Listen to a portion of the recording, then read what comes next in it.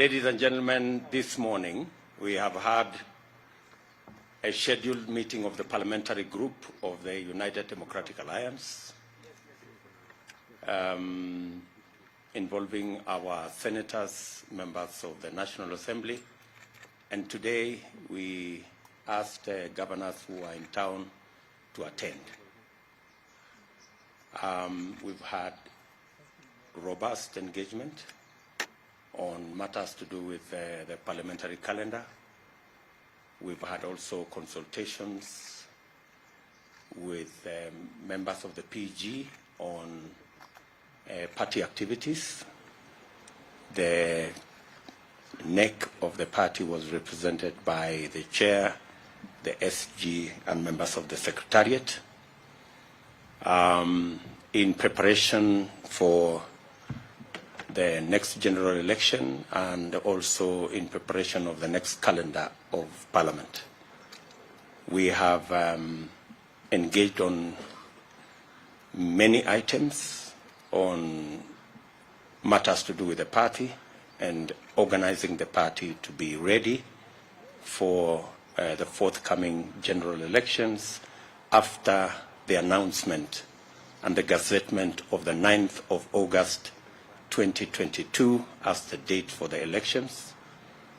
The PG have been briefed by the party officials to prepare the roadmap with the attendant timelines to be able to prepare the party candidates, the party members, and Kenyans in general on the manner in which UDA intends to carry its activities going into August.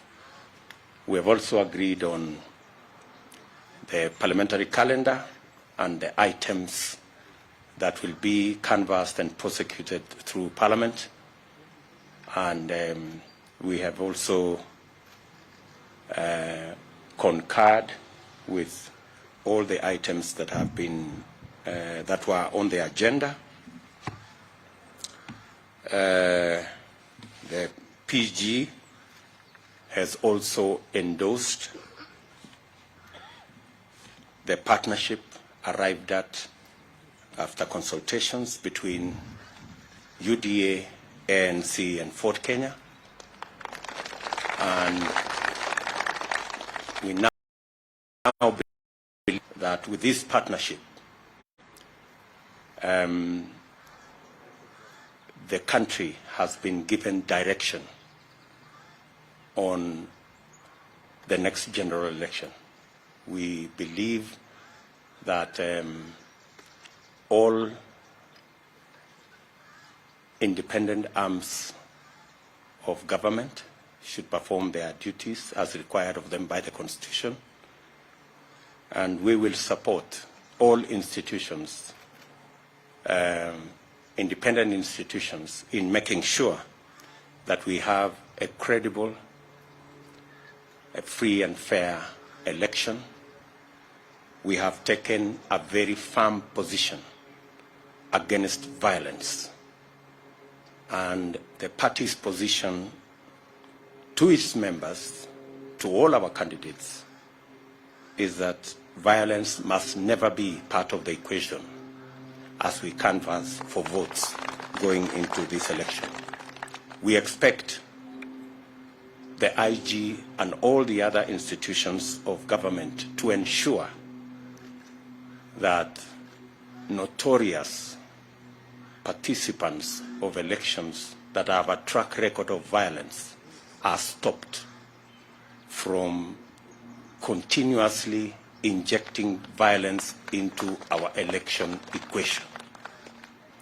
We want a firm commitment from all candidates that they will publicly disown violence. We want to challenge every presidential candidate, especially the presidential candidate of ODM, to clearly, firmly, unequivocably renounce violence. He has had the excuse of trying to explain away instances of violence perpetrated under his watch. As a party, we are making an unequivocal commitment to the people of Kenya that UDA, its members, its candidates, will not participate in violence of whatever nature. We expect the same from every party and every candidate, because Kenya deserves and should have a peaceful election. We expect the people of Kenya, out of free will, without blackmail, intimidation, or threats, to make their choices free of violence. That is our very firm position as a party. I'm going to ask members of the PG to read the statement on behalf of our parliamentary group, starting with Alice Wahome.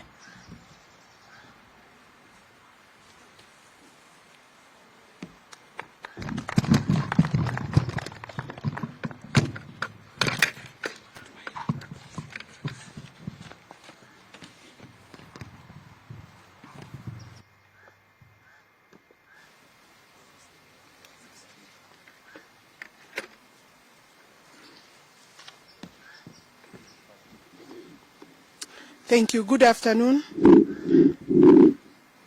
The statement is given today by the PG of the United Democratic Party Parliamentary Group after its first meeting of 2022. This is our first meeting this year, held here today, the 24th of January, 2022. Today, the United Democratic Alliance Party's Parliamentary Group held its first meeting for the year 2022. At the meeting, members were appraised of the progress made so far in galvanizing the party's position on the country's political spectrum. Members also had the opportunity to vigorously interrogate and audit the party's platform for socio-economic transformation based on the Hasra Nation's bottom-up economic framework. Pertaining to physical developments, members expressed grave concern over attempts by the government to increase the national debt ceiling in order to extend cover for reckless expenditures and wanton siphoning of public resources that continue to disgust and nauseate Kenyans. This nauseating and unprecedented profligacy has become the intolerable monument of the handshake era. You know, we are in the handshake era since 2018. Accordingly, the PG resolved to resist any further attempts to burden the people of Kenya with the unaccountable debt. Party members have therefore resolved to oppose the proposals in the finance bill to tax people of this country any further. The UDA, as a matter of policy, is categorically opposed to the anti-poor fiscal measures and the sort of predatory taxation or the use of national revenues to sponsor unconscionable wanton waste. We look forward to participating vigorously in parliamentary business that will generate pro-poor measures and policies to address the urgent problems of the majority. As a first step, the UDA Parliamentary Group has also resolved to amend the budget policy statement in order to increase the allocation to the counties to near 35%. We see this as a practical measure to increase resources to finance service delivery at the real bottom of our socio-economic pyramid. And I confirm that it is true. We met yesterday and we were guests at the ANC National Delegates Congress, and we did today confirm the movement forward, and we will engage and continue to engage the Ford Kenya and ANC, including their parliamentary groups that will be meeting with them soon. Thank you.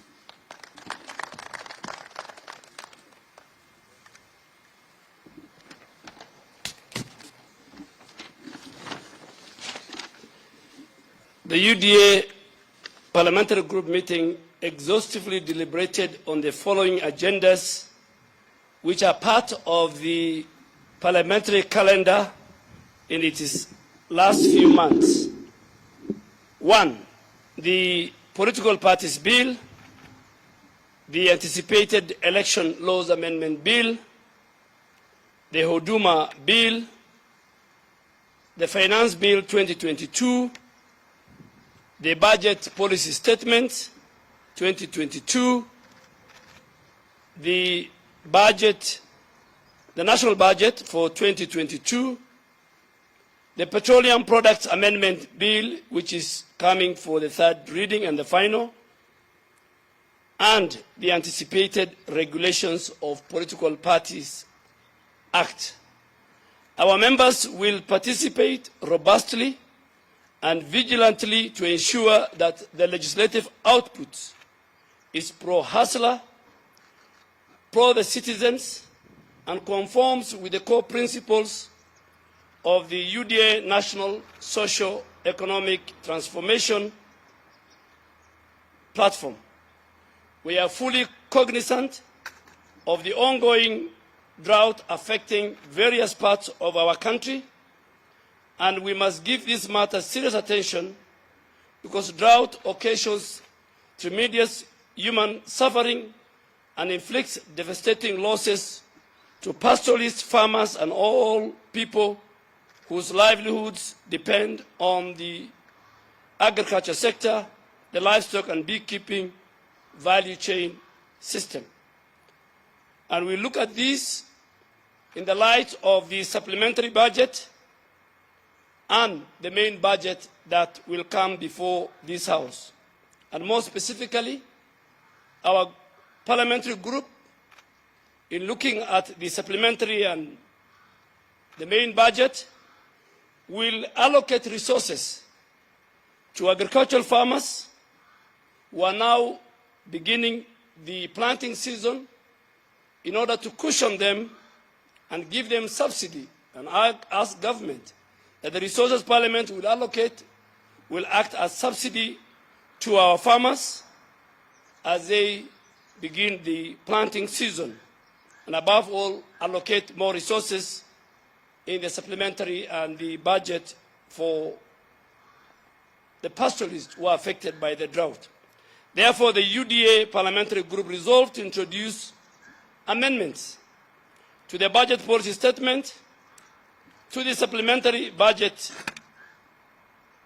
in order to allocate enough and adequate resources to caution Kenyans from the harsh economic conditions, including the impact of drought.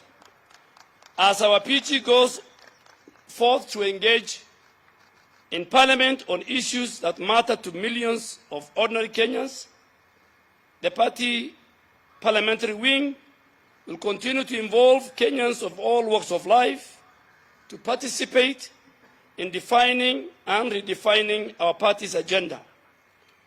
And this involves wananchi from all levels are invited, and from all wards to all our counties, to join us and contribute to consultations that will discuss the economy of our country, how to revamp the economy under our leadership, that will be conducted in all the 47 counties that will be led by our economic team, working with our Secretary General at the party level.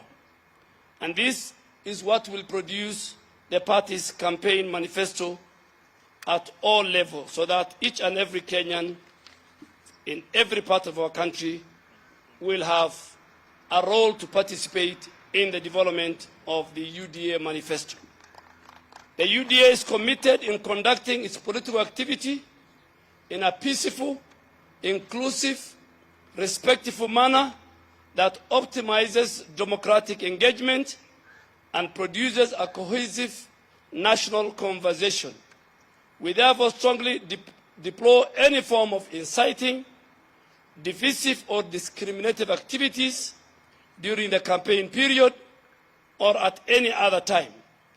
Our communication and broadcast media must be tools of national building, not incitement and the propagation of hate within our society. Our criminal justice system must perform its constitutional duty of protecting freedom of the citizens and effectively dealing with antisocial tendencies during the campaign period.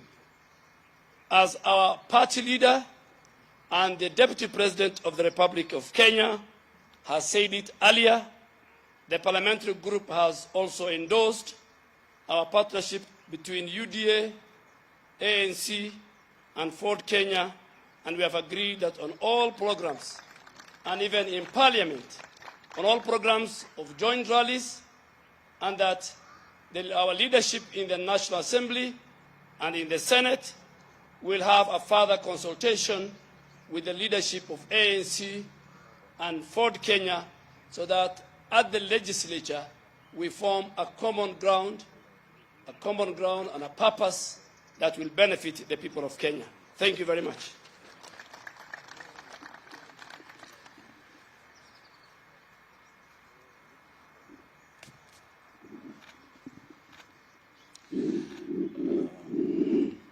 Wanahabari,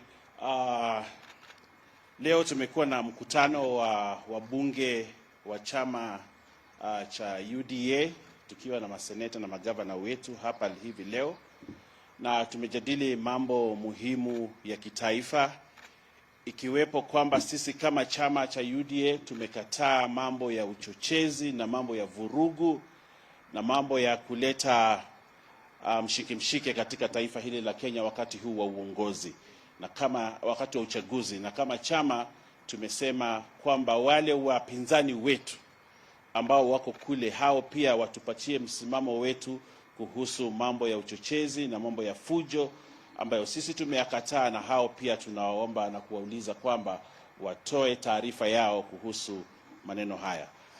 Pili, kwamba mkutano huu tumekubaliana kuhusu ile miswada na mijadala na sheria ambazo zinakuja katika bunge, kwamba sisi kama UDA tutasimama kidete na watu wetu na wabunge wetu watakuwa bunge kujadili na kuhakikisha kwamba sheria ambazo zinapitishwa, ikiwamo bajeti ambayo inakuja na ile pesa ambayo itafadhili bajeti, kwamba sisi tutasimama kwamba miswada yote ambayo itapitishwa pale isimame na Wakenya wale wa kawaida, kwamba zile pesa ambazo zitatengewa zitengewe watu ambao kwa sasa wanapata shida na uchumi huu wetu, wale wananchi wetu wa kawaida. Na pia tunasema kwamba katika mambo ya agriculture na ile budget statement ambayo itakuja, sisi kama wana UDA tutasimama na wakulima, na tunasema kwamba vile bei ya mbolea imefika takriban shilingi 6,000, sisi kama UDA tutajaribu kusukuma na tutasukuma kwa nguvu tuiteremshe mpaka ifike 2,500, ili wakulima wetu ambao wanategemea, wananchi wetu wanategemea ukulima, na wakati huu wa ukulima, season ya ukulima na mfumo wa ukulima unaanza, ili waweze kupata nafuu na wapate mazao ambayo pia wanaweza kuuza kwa bei nzuri wakiwa katika huko mashinani. Na pia tunataka kusema kwamba, na hii ndio maneno tumesema katika PG, kwamba uchaguzi unaokuja tunauliza Wakenya wawe na amani, wawe na uwiano, lakini wachague viongozi ambao watapeleka gurudumu la taifa la Kenya mbele, na kuangalia kwamba wetu,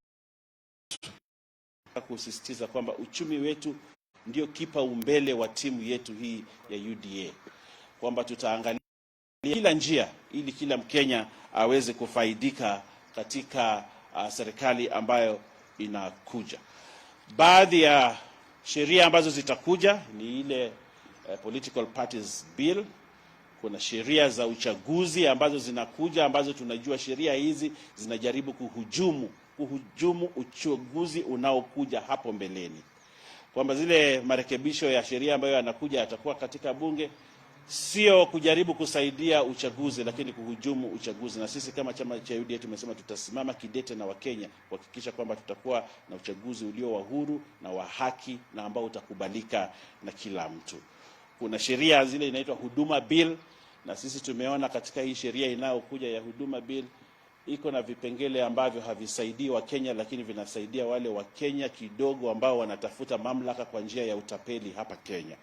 Na kusema kwamba the Petroleum Products Bill ambayo itakuja katika bunge, sisi tunasema kwamba uchumi wa Kenya unazidi kuzodorota kwa sababu ya haya maneno ya mambo ya petroleum, mambo ya petroli. Na tunasema kwamba tukipunguza bei ya petroli, uchumi wa Kenya pia utapanda. Na sisi kama wana UDA ambao tunaamini kwamba sisi tunasimamia wale wananchi wa pale chini, wananchi wadogo, tutahakikisha kwamba wananchi wanapata haki katika hii sheria ambayo inakuja.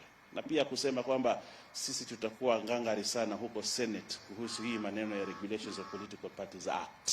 Kama vile mlituona pale National Assembly, pale bunge la kitaifa, pia pale Senate tumejipanga kupambana kuhakikisha kwamba sheria ambazo zinapitishwa ni sheria ambazo zitasaidia Wakenya, sio kusaidia Wakenya wachache ambao wanataka mamlaka kwa mlango wa nyuma. Asanteni sana, Mungu atubariki.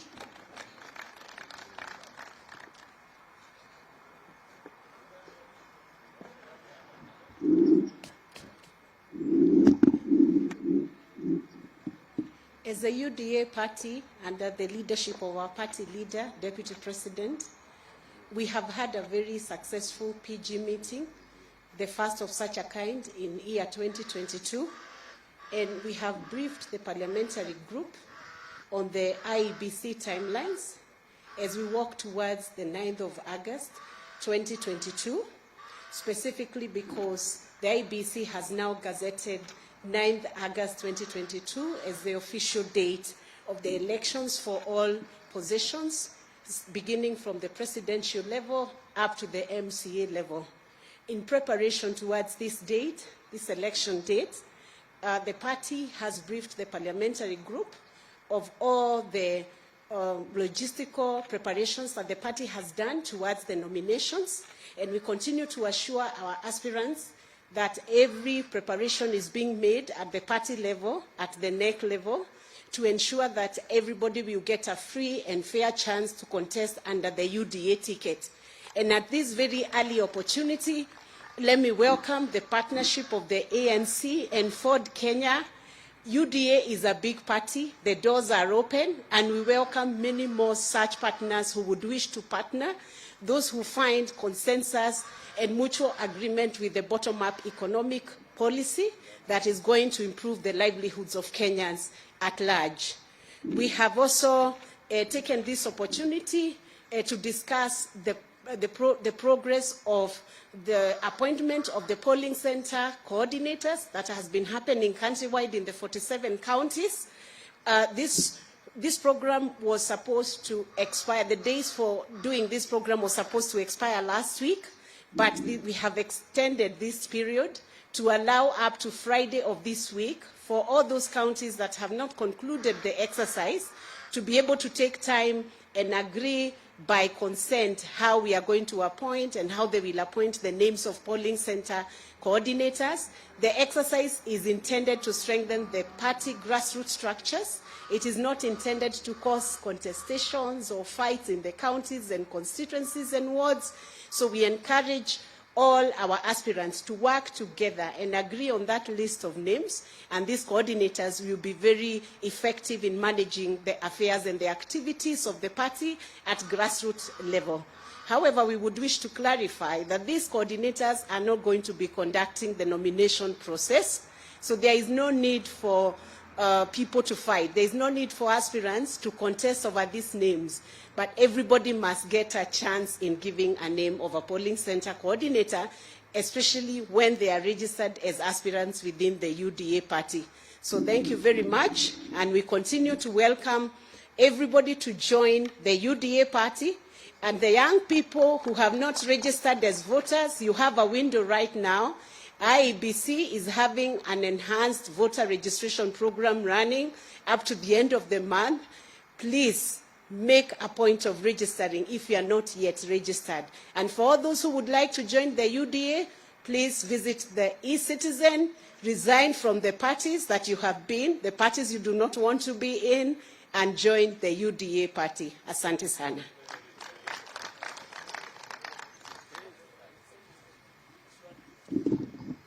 Let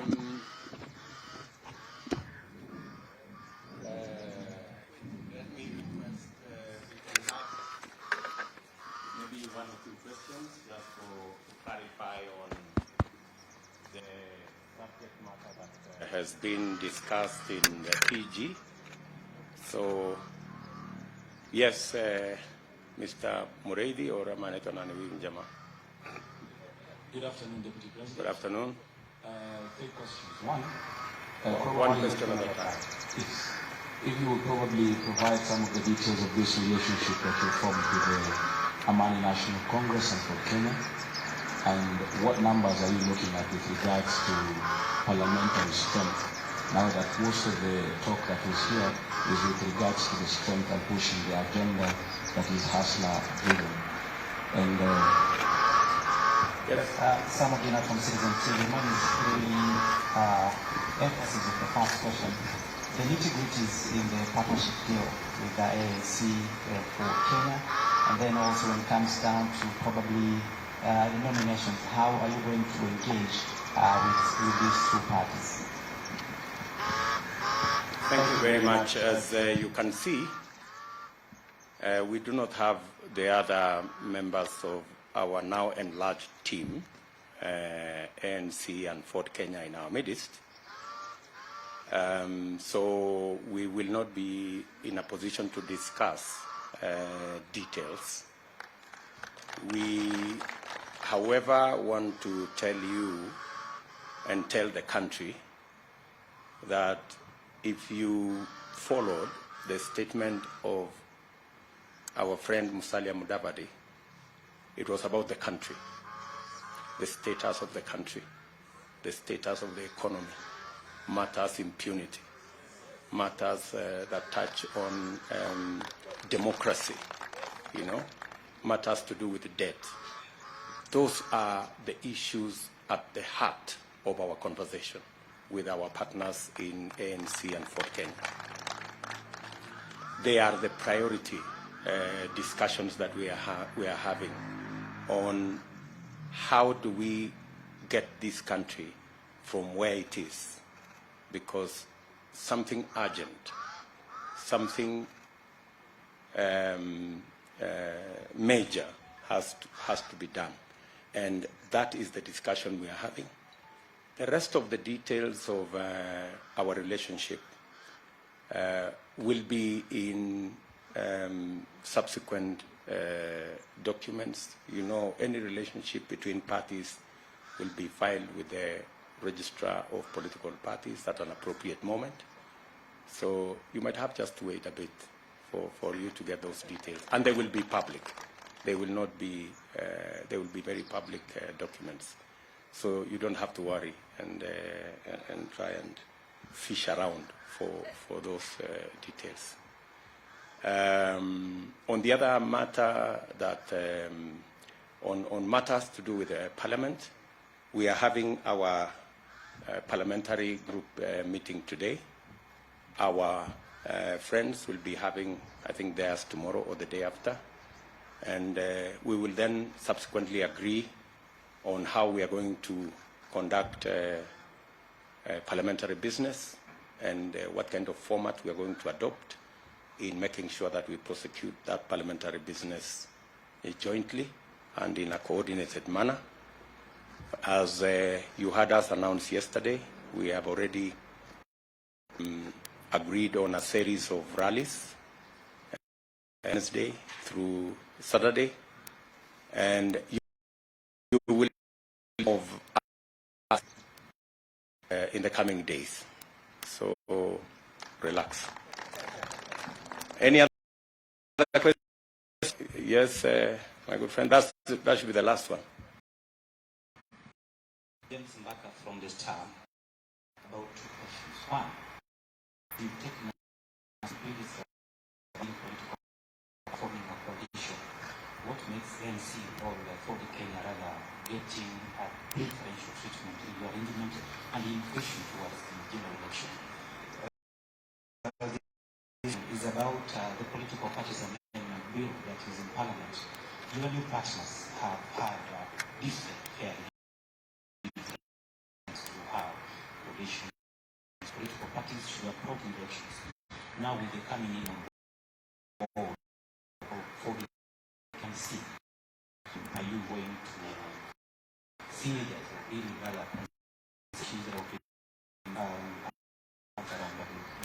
thank you so much. UDA continues to believe that the way to eliminate ethnicity from our politics is to work on a national political party.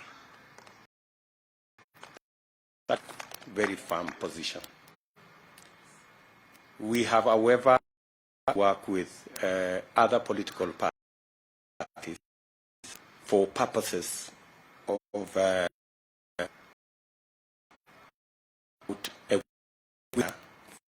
for elections, especially in the face of the onslaught by those who are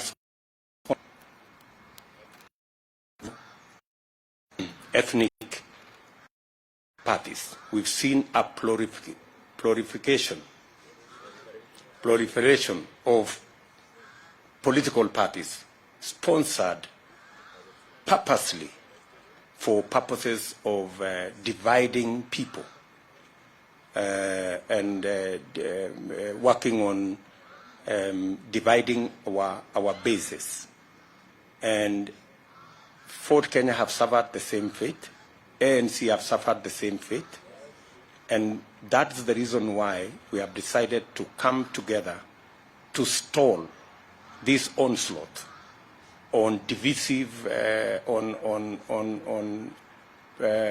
sponsorship of parties not meant for any other purpose, but meant for the purposes of dividing people. And that is our mission, that these sponsored political outfits that are indeed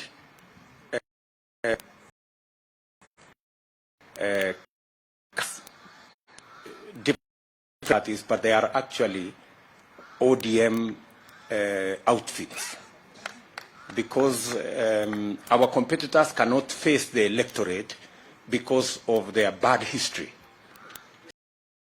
So in certain areas, they camouflage themselves as for that party or something called Kuzimia, you know? I mean, who doesn't know that this whole charade around Kuzimia is just ODM trying to reincarnate itself and to pose as something different from what the people of Kenya know them to be. And that is our very firm position. And we have agreed with our partners, ANC and Ford Kenya, that our mission is, as opposed to what our competitors are doing to create divisions, our mission is to unite the country. And so we are pursuing that mission. I thought we have closed that chapter. Thank you very much, good people. There is always another time.